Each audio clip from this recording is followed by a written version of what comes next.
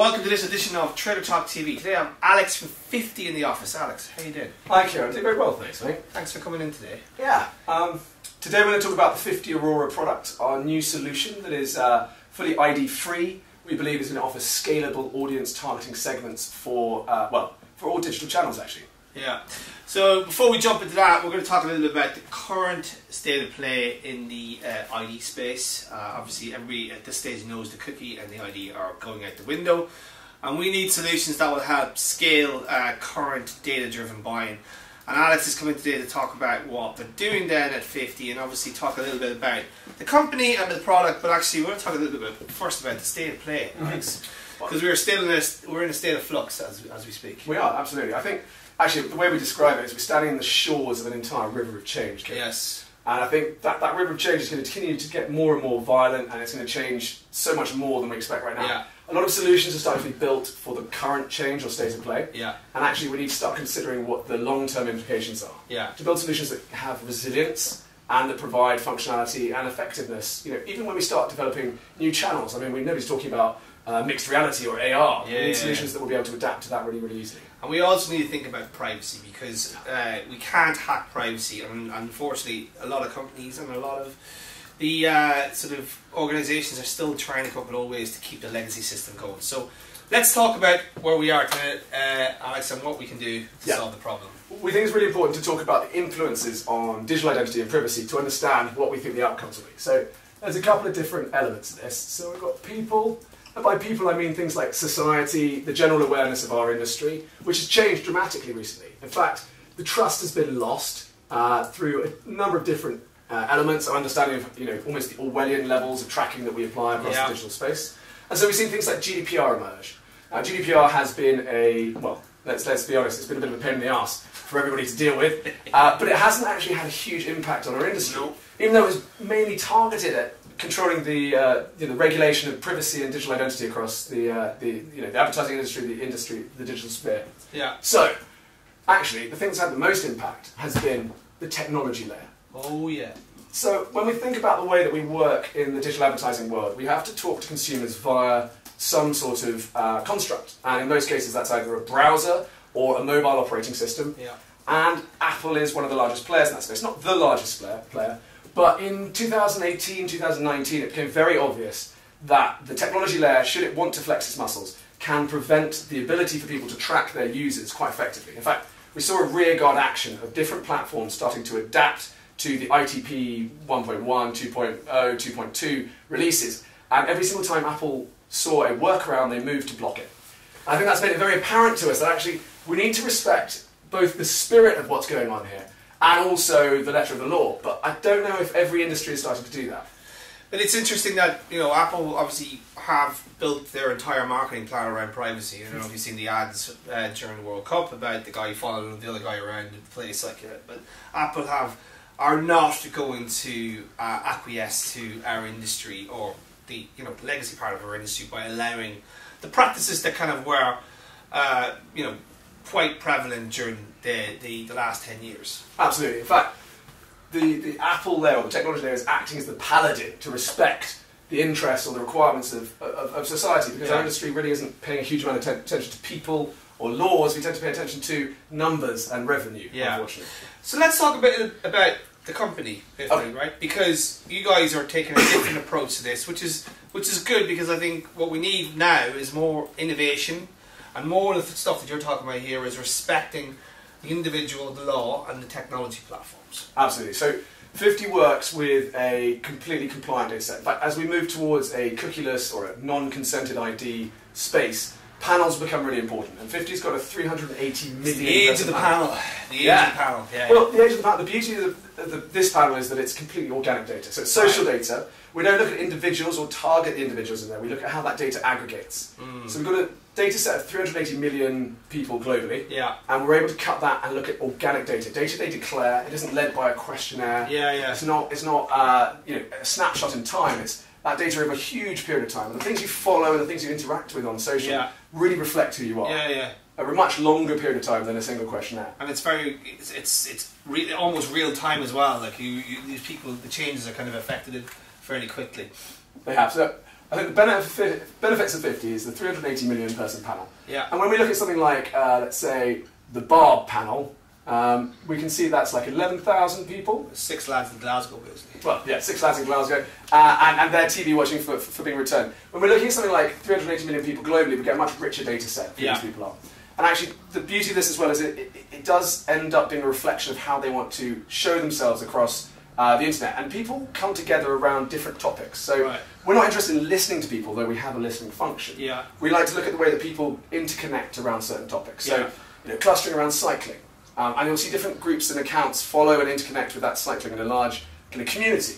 And that is what 50 mines. We look at those communities and we find a way to break it down into subsets or tribes that exist within that. And that helps us to understand, why this group of people have connected with cycling. Maybe they're eco-enthusiasts. They don't want to drive cars. This tribe here are into fitness. These guys here love it as a sport and they connect with the top cyclists, the Olympic Games, etc. And that means you can actually change the way you tailor your creative or think about how you're speaking to these people to really help engage them and motivate them to interact with your product. So talk about your, you've brought some props for today, which we'll have a look at in a minute, but I'm curious about how all this sort of, how you collate this information, right? So we talked about the 380 million panel and the organic data and the interconnectivity, which you're writing about now, but how then do you take that specific data points and make it into something that can actually be used in a day-to-day process? So luckily I have one that I prepared earlier. Yeah, we've been cooking this all day in the oven now. Nightmare. So this is a reflection of a 50 study. What we do is we take, let's say, a set of thought leaders or a few accounts that are relevant to your audience. So that could be, CEO magazine for looking for like entrepreneurs, etc. It could be Cycling Daily and a couple of the cycling magazines. Let's say 15 cycling magazines, and you follow the top cyclists in the world. And we download all of the people who follow those things to create an understanding of that audience, the core audience. And then we download everything that they follow as well, because that gives us the richness of who those people are. It allows us to cluster them together into similar groups. And we can see the different colours within this tribe, within this study, are different tribes, so different groups that pull together. The richness of this data gives us a huge amount of granular information about them. But before we dive into that, it's really important to talk about the two ways we can bring this data in. So we can use social data, which we talked about, and we can use things like competitor data, we could use thought leaders, we can use a brand's following as well to create that seed audience. But we can also use CRM. So as we move into an age where there's more and more first-party data or more and more importance on first-party data, CRM becomes really valuable, but there's an issue with it, right? You can use it to reach your audience, but you can't prospect. So being able to match a CRM into the system does two things. It enriches your understanding of your users with this great human understanding that 50 provides, and it also allows you to create prospecting targeting, so audiences that you can target across the web that aren't necessarily your direct audience, which will be really valuable when we work in a world where the only real targeting data we have is consented data. So taking a CRM data, whether it sits in a CDP or anywhere else, and activating that to create prospecting audiences is really powerful, or at least we believe so. So we've built something we call SDX. SDX is the secure data exchange. We're calling it a data strong room. We can work with companies like InfoSum, Snowflake, but by using SDX we can actually ensure that we throw away, or we're never able to actually touch the original seed audience. We'll still be able to produce the study, but we never know who your original seed was. And the beauty of that is you never have to share any of the data with us. With InfoSum and all the others, that's great. You can choose to share the data afterwards. 50 is suggesting to providers that we don't have to share that seed data. And the beauty of that is we can bring in third-party data sources. So if you're looking at like experience, the MasterCards, we can match it in. There's no risk, and we can get the richness of the data out the other end. Okay, interesting. So you're able to layer on all these data from CRMs into this SDX, and this sits at the top. This can sit at the top of a InfoSum or clean room and pull out data points, and you can build this amazing sort of visual. So we normally think we have between a 15 and 30% match rate from those, and we don't actually look at the CRM. We're using hashed emails, and we can match them into the system and create a really rich graph off the back of it. So I mean, this is visually very, very beautiful, and hopefully the audience can see this as a work of art. Really, it's like a mini universe of social interactions. And from here, right, I want to talk about because you've launched a product called Aurora. It's out in the market. So I take it you're taking this and then sort of being able to plug it into the ecosystem, because I think the biggest problem with a lot of these, not you specific, but a lot of the clean rooms is the activation layer, right? How do you bring all that insight from a clean room or from a technology layer into how do I activate my media? How do I target media? So let's talk a little bit about the Aurora platform, because that's quite interesting. So we originally had a cookie-based platform, but that's going bye-bye, so we're not very interested. Innovation's great. The beauty of this rich data is we get some really granular insights out, Yeah. and we're actually using those insights to help us create the Aurora product. By diving into this, we get a whole lot of different data, and we're using NLP, semantic analysis to create rich understanding of the influencers, the publications they're following, the programs they engage with, etc. Which gives us some really rich stuff, like so we can see the media that these people are engaging with, and specifically just this audience, which is really useful. We can then understand the topics and categories. And by topics and categories, we mean taking keywords, but keywords, there's too many of them, they're too broad. By putting them into categories, we're able to understand exactly what context they're in a much more digestible form. Yeah. And we can use that to understand which ones are sitting most predominantly within the thing that defines this tribe, so the thing they're following, the thing they're interested in, and also the trending data. So this is where our listening function comes in. So the trending data is listening to the 2 weeks of data of the articles they're sharing, the topics they're talking about, and the things they're engaging with, which gives us a really nice viral element of this audience. Yeah. It's changing all the time. So it's a really dynamic understanding of the audiences that isn't static, it isn't a snapshot in time, it moves with them. So we understand, and we use this for things like creating content, so we can work with publishers to build really strong content that's relevant to an audience they want to attract to their site, by understanding what they're talking about and engaging with right now. And the last bit of this is obviously the influencers, which are really important. We can understand the influencer set from any single tribe. We can understand how engaged they are with the tribe and how engaged they are across the whole of the study. So the great extent of this, let's say cycling, we'd have top cyclists would engage with all the different tribes, but they'd only exist in one tribe, the one that they're most closely associated with or closely followed from. And we can use this for a couple of things. So we can create an understanding of the radio hosts they like, the TV programs they enjoy, the content creators they really, really like as well. And it helps us with things like social campaigns. Now, all of this together we use to create Aurora.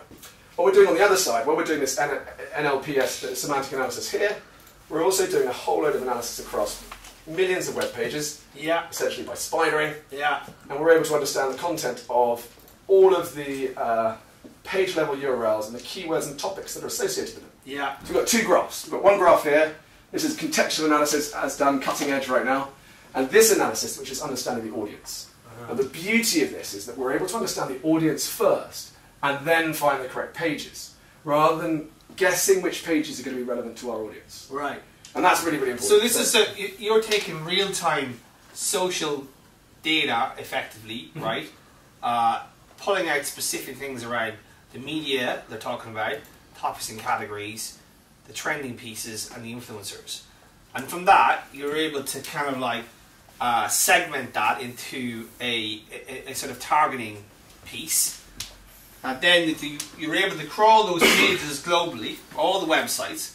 So then you're able to match this analysis, this deep dive around real-time social data with static sort of web pages with keywords across the web, basically. Essentially, absolutely. Yeah. And the beauty of this is that it's essentially a digital map of where this audience will be. And specifically clapped down into each. So there is the connection between them. Is this is the raw materials, but this is where it ends up, right, through a different route. So you've retracked that, or not retracted, you kind of repieced it all together in a privacy first way based on their data, the analysis of that data, and being able to kind of match that to keywords across the web. Well, it's a bit more than keywords, because we're using the topic and category data, but also the domains. Right. That's really important. Right. We're essentially using the audience as a filter to understand where we'll find them across the web. So if we were using, let's say, standard contextual targeting, we might target all of the pages on this list, a couple of 100,000 long. By using the audience understanding, we can cut out the wastage down here, pages that aren't actually, they contain the right keywords, aren't relevant, but we know they have a high affinity to this audience. We can also then, rather than just, let's say, cycling, we can find all the other interests they have as well. It might be they're also interested in the ecosystem, the environment, etc. We can find pages where they're relatively uniquely found, so not too many other audiences, and we can also target advertising across those pages. And then the beauty of it at the end, we can also tailor on the trending data. So the stuff they're talking about right now. Again, weighted against all other audiences to find stuff that's relatively unique to these guys. You have a slider, super unique, a bit less unique, as you want to find your reach. And we find this creates really, really strong. In fact, we've got data today to suggest that the Aurora segments right now are outperforming cookie segments, which is really encouraging. Now, I'd say that like, oh, it's a tiny section. We've seen that across 3 campaigns now, which is really, really super encouraging.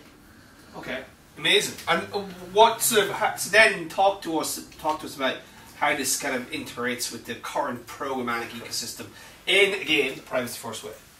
Well, absolutely. So, of course, all this data is manifestly made public. We're also not treating it individually. So we're treating these things as aggregate data for a group of people. At no point do you click on a single user and get all of their data or target them. We created these lists. So essentially we're building a web page list, a list of web pages that changes dynamically on a daily basis that is associated with our audience. And we pass that out to the SSPs and to the DSPs. Now, with the DSPs, obviously we can create a bit more of an audience, and you can target that within the marketplace, but the SSP allows us to create, essentially, a global PMP. We're PMPing where your audience is across all inventory. And you target that with a deal ID. And then obviously we have reporting going back into the system. My pen is running out. Reporting. So the reporting allows us then to optimize. So we can see the topics or the domains that were getting responses, up weight, down weight, change the way we look at that data. If the trending data performs really, really well, we'll incorporate it into long-term targeting. If it doesn't, it gets thrown out after 2 weeks. So it changes constantly on a daily basis. How are you finding the... it's interesting because you're bringing this to market. And to be honest, it looks great because you're taking the data source, right, in the aggregate, right, and it's all PII, non-PII related, and you're actually pulling out significant pieces, and in real time you're able to match it to the greater web. But in terms of like the people who are using this product, are they still kind of like addicted to the legacy? And when you bring this to them going, I mean, this is logical. I mean, you're not doing it like you are literally within. You're not trying to hack privacy. You're not trying to introduce an ID. And the problem I have with the industry right now is that every so often, every time you see, you know, an initiative by a legacy ad tech company, it's like, we've launched an ID. Who gives a shit? I mean, like, sorry for using that language, but you know, you've pointed out here, people should come first. Gdpr should be front of mind, not just Gdpr, but like CCPA. Tech, right? You look, Apple and Google will have to do the same thing, but this seems like, oh, this is logical. This sounds like this is privacy first. But how are you seeing this in the greater ecosystem? Is there still sort of, oh, it's okay, Google are still doing cookies, blah, blah, blah, we'll wait and see what happens? So it's a really good question. And we've gone to market primarily to get our clients to run Aurora alongside their cookie segments, to show them, don't need to be on these guys anymore. It performs well, it does something else. We've also found lots of traction by saying, well, look, guys, you can't target Safari effectively already. Addressability doesn't exist. It's a waste of time. So why would you waste so much money? Like the other thing as well, which is you pointed that out. It may not be the biggest browser or the biggest phone company, but in the US it's 50-50. And the reality is most of the wealthy people in the world are using Apple versus Android. It's by far and away the most valuable huge segment. Well, it's the most valuable segment online, the most digitally conscious and focused consumers. So we kind of just shuffle that away because it's embarrassing, and we think that when cookies go away we can address the problem. But using this to target Safari right now is a highly effective tool, and we're getting great success of that in the US and in the UK as well. But people do want to run their cookies alongside it, and we're happy to do that. We're more than happy to do that. So the main problem we've had actually is that the DSPs, to a certain extent, up until quite recently, were not responding to bids that didn't have IDs attached to them. Right. Now they've changed that recently, which has really helped the product. Well, really take off. That's good, because if they don't change it, they're going to be out of business fairly soon. Well, but there's less and less. The cookies are declining. But since that's happened, it's started to really, really work for us. And I think there's a reason we should look at this. So let's talk about a graph. So first-party data. And then contextual. And we're talking about the solutions that are most prevalent in our industry right now. So first-party data is highly accurate. And context has a huge amount of scale. But neither of them has the other attribute. So there's a problem. So we can loosely put a graph like this, saying one of them provides huge amount of accuracy but not enough scale. The other one provides lots of scale but not particularly large amounts of understanding that. So we have things like flock emerging, which are going to put down this end of scale because actually it's only going to be limited to the Chrome browser, which... And also, it won't work in Europe, by the way, viewers. Let's put it that way. It's not going to beat the privacy smell test. No, I mean, because they are no longer locking their ID to a single domain. They're now broadcasting it to everybody. If you combine that with, fingerprinting or something else, it becomes a huge privacy issue, and it's more damaging to publishers because you take the value the publisher brings of understanding that user and give it to all the others. So I'm going to put a line through Flock right now because I don't think Google seriously thinks they're going to bring it to market. I think they're buying time to actually work out what they really want to do. I don't think they know what they're going to do. No, I agree. So we put 50 around about here. We're not going to pretend that we have the same scale that first-party data has. Same accuracy that first-party data has. But we do think we have probably the ability to cut some of this wastage out here from context. Yeah. So we can create this understanding of the users. We're going to give you a huge amount of insight alongside your activation. It's no longer just a third-party data segment in there. You can understand your audience. You can pick and choose who they are. You can really get that insight. Or you can bring your CRM in and activate it. I think it's important to tell people that this is a unique data set. Oh yeah. So predominantly, you think of contextual as just keywords and it's just understanding of keywords. You're actually taking like a real-time data set and actually applying it to the greater web in a privacy-first way. Yeah, absolutely. And we spent five years, well, actually nearly 6 years now, developing that. We built it as an insights platform first, and all of our customers said, "Hey, can we activate this?" So we looked at ways of building the activation part of it, and it seems like a logical way to do this. There's going to be lots of people with solutions and innovations, but we think this is a really valuable answer right now to the fact that context does not give you the accuracy you need. No. The first-party data cannot give you the scale you need. It'll always be useful. But that's a very good point because there's only a couple of platforms in the world that have that kind of scale. Like you're talking about 100 million login users, that kind of gives you the clout. But even then, that's not enough. I was going to say, at the moment, I think something like 7% of the web is actually authenticated. And people are not going to log into every website. It's just not going to happen. But look, there'll always be value in first-party data because it's your 100%, CRM. And you can create a lot of models and understand how your attribution You can works. extrapolate and measure it. And of course, you can always upload it into 50 and get a human understanding. There you go. The beauty of this also is that we have to talk about clients that won't have first-party data, because there are going to be some. There will be a lot. Yeah. And they can use this social data as a proxy to build their audiences. So we're trying to cater to all of the different advertisers out there, and obviously with our ability to build things like content, we're trying to look to help publishers as well. We want to preserve the audience targeting function, which first-party data can't do, and contextual is just keywords. And the IDs just simply won't be allowed to do. Yeah, exactly. They won't be allowed to do it. We want to make sure that it's linked from your insight all the way to your activation. And we want to ensure that there is resilience, because if we think about it, GDPR or tech attitudes could change at any moment. Yeah, and you're at the behest of Johnny Ryan will come looking for you. Well, if we think about Hide My Email, which was released recently by Apple, that's the ability to generate random email addresses that are still linked to your account. Exactly. So a lot of people were using emails as an ID, and now the Apple platform just randomises the email so you can see what emails you're using. So in fact, you can use a sort of like a different email each time to log into a site and not be targeted using that encrypted email. Exactly, and the beauty, well, not the beauty of that, it's a reflection of what we talked about before, that rearguard action. The tech layer sits between us and the consumers. If we don't respect what the tech layer is going to do, they'll just block us. Yeah. We need to build solutions that don't rely on IDs, that don't track users. In fact, you talked about it before.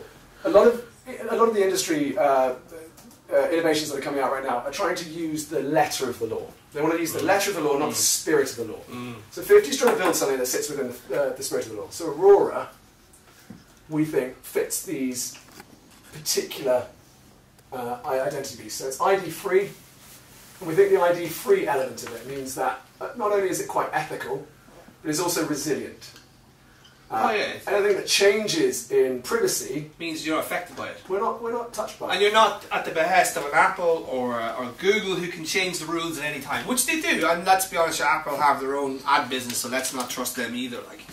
They do have their own thing. It's audience-led, so it's got audience insights baked into it. It allows you to understand the audience before you create the campaign, rather than just selecting something off the shelf. And we can work in completely bespoke. This is the other thing to remember. All the data we pull from here is not from a taxonomy. It's totally bespoke every single time we look into the data. So we're creating unique audiences. Changes all the time, yeah. And then the last of this is scalable. And I think that's the most important word when we talk about this in the industry. Yeah. Scalable. Oh, spelling goes wrong at the last minute. Look at that, Karen. It's just like, brains overflowing with social data. Processes as we speak, real time. The scalability is really, really important though, because that's the one thing we're lacking at the moment is moving into a privacy scale. That's the problem. But I think like this is great. I mean, this is my first time getting a proper deep dive in this. It makes a ton of sense logically.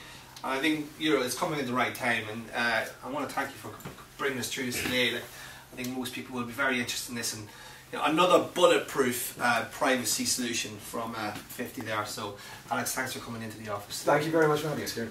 And we'll see more of these in the coming months, and we're going to just see targeting, but also measurement. So we're very excited to see that. So, Alex, thank you again, and we'll see you next time on Trader Talk TV. Thank you.